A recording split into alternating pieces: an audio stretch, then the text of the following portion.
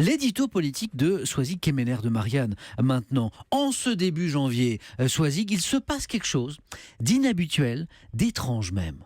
Oui Samuel, vous l'aurez noté, nous sommes en début d'année présidentielle, le 10 janvier, et François Bayrou n'a toujours pas déclaré sa candidature. Voilà, c'est ça qui est étrange. Voilà, et c'est la première fois, Samuel, que ça arrive depuis 15 ans.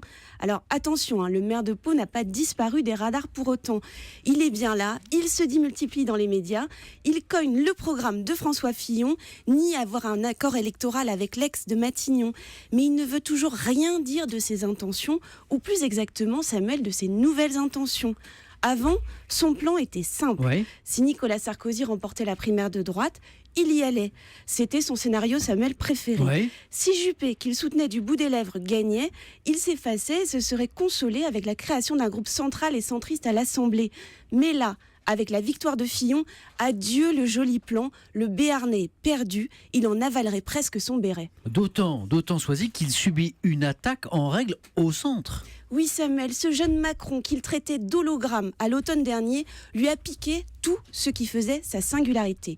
Le créneau du nini, comme ni de droite ni de gauche, ou encore son refus des grands partis. D'ailleurs, ces meetings où l'on se presse en marche derrière Macron, ça ressemble tellement aux réunions publiques en orange du Bayrou d'autrefois. Et ça, Samuel, c'est d'autant plus rageant pour Bayrou que l'alignement des planètes lui était enfin favorable. Avec un Fillon très incertain, une gauche éparpillée façon Pulse, un Front National très fort mais qui ne pouvait pas en l'état l'emporter, 2017 pouvait être l'année du centriste. Donc François Bayrou, si je vous suis bien, de quoi rager. Mais à votre avis, Soisig, peut-il ou va-t-il quand même se déclarer candidat, puisque c'était la question que vous vous posiez au début? Eh bien aujourd'hui, personne ne le sait, et peut-être même pas lui-même. Il n'y a pas échappé que la mode des guerres aux revenants. Déjà, 3 poids lourds de la politique ont chuté en 2016. Juppé, Sarkozy et Hollande.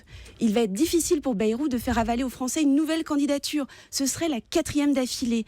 Et puis, est-ce vraiment utile de jouer les supplétifs de François Fillon? Il risque le combat de trop.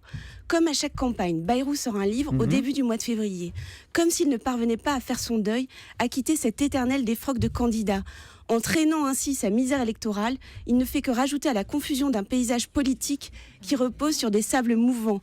Si bien qu'on a envie de lui dire « Alors, décidez-vous, monsieur Bayrou ». Décidez-vous, monsieur Bayrou. C'était l'édito politique de Soisig Kemener.